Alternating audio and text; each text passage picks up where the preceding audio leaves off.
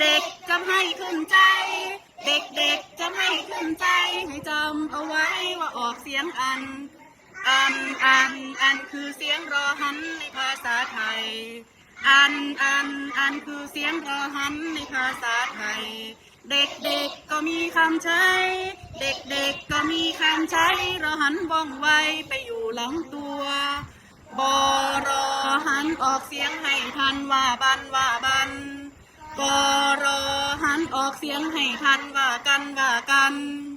จอรอหันออกเสียงให้ทันว่าจันหอรอหันออกเสียงให้ทันว่าหันสอรอหันออกเสียงให้ทันว่าสันมาอ่านให้ทันเด็กๆมาอ่านให้ทันว่าคำนั้นมีว่าอะไรว่าคำนั้นมีว่าอะไรบรรดาจัญญาสรรหาแล้วก็ตามมาหันษากันไกลเด็กๆให้ท่องเอาไว้เด็กๆให้ท่องเอาไว้ว่าภาษาไทยว่ามีรอหันได้ไหม